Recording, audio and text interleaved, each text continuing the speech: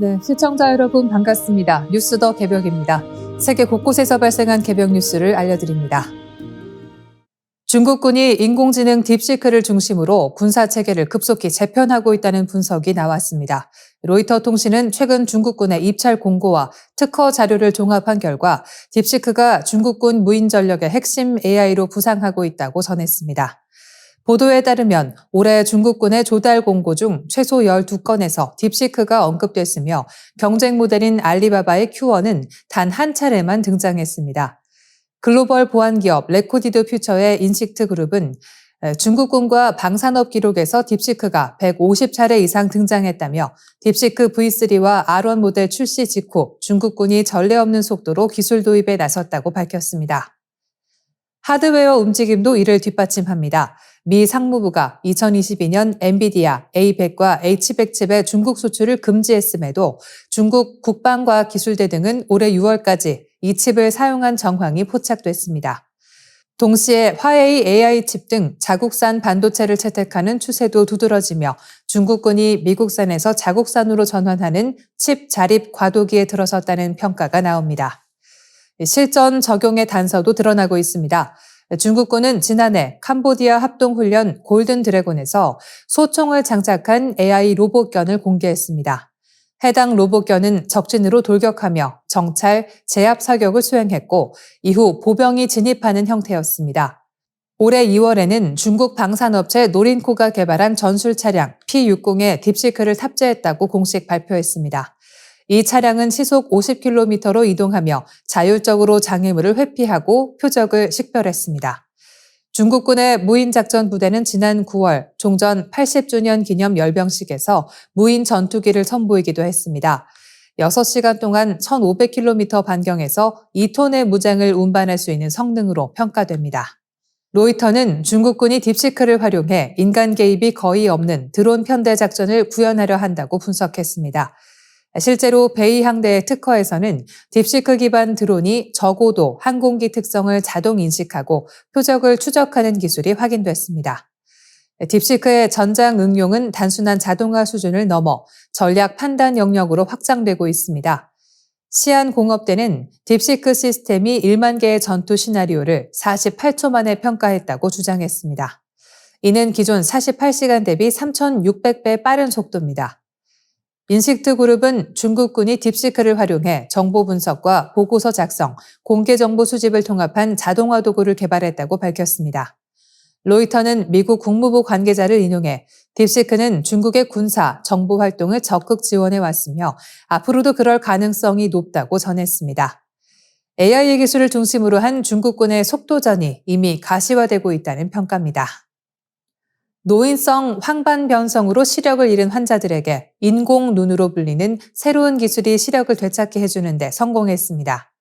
미국 스탠퍼드 의대가 주도한 국제공동연구진은 황반변성 환자 38명을 대상으로 실시한 임상시험에서 약 80%가 시력 회복 효과를 보였다고 밝혔습니다. 연구 결과는 세계적 의학 학술지 뉴 잉글랜드 의학저널에 실렸습니다. 이번 연구는 시세포가 손상된 눈의 초소형 칩을 이식하고 특수 안경으로 수집한 시각 정보를 칩을 통해 시신경에 전달하는 방식입니다. 황반은 망막의 중심으로 시세포가 가장 밀집된 부위인데 이 부위가 손상되면 중심 시력이 사라지면서 사물을 인식하지 못하게 됩니다. 특히 전 세계 500만 명이 앓고 있는 건성 황반변성은 노인 실명의 주요 원인이지만 지금까지는 근본 치료법이 없었습니다. 스탠퍼드 연구진은 시세포가 죽어도 망막의 신경세포는 여전히 살아있다는 점에 착안했습니다. 이들이 개발한 장치 프리마는 가로 2mm, 세로 2mm, 두께 0.3mm의 무선칩으로 카메라가 달린 안경과 허리 착용형 포켓 컴퓨터로 구성됩니다. 안경이 촬영한 영상을 컴퓨터가 적외선으로 변환해 칩에 전송하면 칩이 이를 전기 신호로 바꿔 신경세포에 전달합니다. 전지는 필요 없으며 태양광으로 작동합니다. 연구진은 2005년 처음 구상을 시작해 20년에 걸쳐 임상 단계까지 발전시켰습니다. 유럽 5개국 17개 기관에서 진행된 임상시험 결과 시력이 20 over 320, 한국 기준 0.06 미만이던 환자 32명 중 26명이 시력 검사표 2줄 이상을 읽을 수 있을 정도로 시력이 개선됐습니다. 평균적으로 5줄을 읽었고 한 환자는 12줄까지 읽는 데 성공했습니다. 참가자의 3분의 2는 일상생활에 도움이 된다고 응답했습니다. 물론 부작용도 있었습니다. 19명이 일시적인 안압 상승이나 망막 출혈 등을 겪었지만 대부분 2개월 내 회복됐습니다. 연구진은 화질을 개선하기 위해 화소수를 늘리고 컬러 영상 처리가 가능한 차세대 칩 개발에도 착수했습니다. 현재 378개 화소에 불과하지만 차세대 버전은 1만 개 이상으로 늘릴 예정입니다. 임상시험에 참여한 영국의 슐라 어바이는 다시 글자를 읽을 수 있다는 건 기적이었다고 말했습니다. 프랑크 홀츠 본대 교수는 망막이 완전히 손상된 환자들이 글자를 읽고 생활할 수 있을 만큼 회복했다고 설명했습니다. 연구를 이끈 다니엘 팔랑커 스탠퍼드대 교수는 현재 칩은 1세대 모델이지만 고해상도 칩과 전자줌을 결합하면 시력 1.0에 가까운 수준까지 가능할 것이라고 밝혔습니다. 이식형 인공망막은 황반 변성 외에도 망막 색소 변성증 등 시세포가 파괴된 질환에 응용될 가능성이 큽니다. 줄기세포 기반 광수용체 재생, 광유전학 치료, 뇌시각 피질칩 이식 등과 함께 시각 재생의 새로운 길을 여는 기술로 평가받고 있습니다. 미국 경제의 몰락은 눈에 보이지 않는 내부 균열에서 이미 시작되었습니다. 겉으로는 여전히 세계 패권 국가의 위용을 자랑하지만 그 내부에서는 재정과 생산, 사회 구조가 동시에 붕괴하는 복합 위기가 진행 중입니다.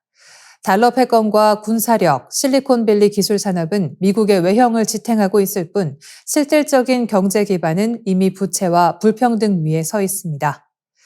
1980년대 로널드 레이건 행정부는 미국 경제가 세금 기반에서 부채 기반으로 전환되는 역사적 분기점을 만들었습니다.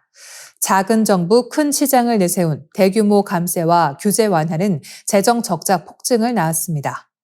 레이건의 감세는 서민이 아닌 대기업과 부유층에게 집중됐고 세수 감소를 메우기 위해 미국 정부는 국채를 남발하기 시작했습니다. 특히 1983년 발표된 스타워즈 계획은 군비 경쟁을 가속화하며 국가 부채를 폭발적으로 늘렸습니다. 결국 미국은 세금으로 운영되는 경제에서 빚으로 굴러가는 경제로 변했습니다. 2000년대 조지 W. 부시 행정부는 이 부채 구조를 전쟁 경제로 고착화했습니다. 9.11 테러 이후 미국은 아프가니스탄과 이라크를 동시에 침공했지만 전쟁세를 부과하지 않았습니다. 전쟁비 8조 달러 이상을 모두 부채로 충당한 최초의 국가가 된 것입니다. 하버드대 린다 빔스 교수의 말처럼 미국은 신용카드로 전쟁을 치른 나라가 되었습니다. 이 비용은 미래 세대의 빚으로 남았고 군산 복합체는 천문학적 이익을 챙겼습니다. 한편 민주당 정권 역시 신자유주의 심화에 동참했습니다. 클린턴 행정부는 나프타로 제조업 해외 이전을 촉진했고 금융 규제를 해제해 2008년 금융위기의 단초를 만들었습니다. 오바마 행정부는 금융 자본을 구제했지만 중산층은 몰락했습니다. 그 결과 미국은 더 이상 생산과 수출로 성장하는 나라가 아니라 빚과 금융으로 소비를 유지하는 나라가 되었습니다. 쌍둥이 적자, 즉 재정 적자와 무역 적자는 이러한 구조적 붕괴를 드러냅니다. 총 부채 37조 달러, 연간 이자 비용 9,520억 달러. 이제 미국의 예산 중 교육, 주택, 노동보다 이자 지출이 더 많습니다. 그 결과 미국의 중산층은 붕괴하고 상위 1%의 부가 집중되는 자본 지배 경제가 굳어졌습니다. 경제학자 토마 피케티가 분석한 대로 자본 수익률이 경제 성장률을 초과하면 부의 집중은 가속화됩니다. 상위층은 배당과 자사주 매입으로 부를 늘리고 하위층은 신용에 의존해 생존합니다. 생산성은 정체되고 세입 기반은 약화되며 국채 발행만 늘어납니다. 이런 경제 구조는 결국 정치적 분열로 이어집니다. 중산층의 몰락은 사회적 이동성을 무너뜨리고 불평등이 민주주의 자체를 위협하게 됩니다. 노벨 경제학상 수상자 조지프 스티글리츠는 불평등의 대가에서 극단적 불평등은 민주주의를 무력화시키고 사회를 쇠락시킨다고 경고했습니다. 전문가들은 오늘날 트럼프의 등장은 원인이 아니라 결과라고 합니다. 신자유주의에 40년 누적된 분노와 불신이 한 인물을 통해 폭발했다는 것입니다. 러시아 경제의 심장부가 멈췄습니다. 미국의 초정밀 제재로 푸틴 대통령이 의존하던 석유 돈줄이 차단되면서 러시아 경제가 전례 없는 충격을 받고 있습니다. 트럼프 행정부는 루크오일과 로스네프트를 비롯한 주요 석유 기업을 제재 명단에 올렸습니다. 이 조치로 두 기업이 보유한 전 세계 자산이 전면 동결됐고 러시아의 달러 경제망이 사실상 차단됐습니다. 석유가 있어도 팔 수 없게 된 것입니다. 러시아 정부 예산의 3분의 1이 석유 수출에서 나오는데 이 수입으로 전쟁을 유지해온 푸틴 대통령에게는 치명적인 타격입니다. 미국 재무부는 러시아산 원유를 거래하는 모든 기업이 달러 시스템에서 퇴출된다고 경고했습니다. 이로써 러시아 석유의 국제 거래는 거의 마비 상태에 빠졌습니다. 무엇보다 뼈아픈 건 중국과 인도의 손절입니다. 우크라이나 침공 이후 러시아 원유의 80%를 떠안던 두 국가는 미국 제재 이후 수입을 사실상 중단했습니다. 인도 최대 정유기업 릴라이언스 인더스트리즈는 미국 제재 위험을 감수할 수 없다며 계약을 조정 중이고 중국 국영 석유 회사들도 해상 운송 거래를 일시 중단했습니다. 하루 350만 배럴 규모의 수출길이 막히면서 러시아는 팔 수 없는 석유 재고를 쌓아두는 처지가 됐습니다. 내부 경제는 이미 한계에 다다랐습니다. 전쟁 장기화로 남성 노동력은 고갈됐고 금리 인상으로 기업 대출은 막혔습니다. 러시아 중앙은행 기준 금리는 17%로 기업 활동은 거의 멈춰 있습니다. 인플레이션은 통제 불능 수준으로 치닫고 있으며 중산층은 외화 예금을 인출하기 위해 줄을 서고 있습니다. 이번 제재는 단순한 금융 압박이 아니라 러시아의 생명선을 끊는 전략적 봉쇄로 평가됩니다. 미국과 유럽연합은 같은 날 러시아산 에카 천연가스 수입 금지 등을 포함한 19차 대러시아 제재 패키지를 발표했습니다. 한편 푸틴 대통령은 서방의 제재는 러시아를 굴복시키지 못할 것이라고 맞섰습니다. 그러나 국제유가가 배럴당 60달러로 하락하며 푸틴이 자랑하던 에너지 패권은 무너지고 있습니다. 전문가들은 이번 제재를 두고 우크라이나에 미사일을 제공하는 것보다 훨씬 효과적인 전쟁 억제 수단이라 평가했습니다. 러시아는 더 이상 돈도 인력도 시장도 없습니다. 푸틴이 자랑하던 석유 제국은 지금 조용히 붕괴 중입니다. 뉴스 더 개벽 오늘은 여기서 인사드리겠습니다. 시청해 주셔서 고맙습니다.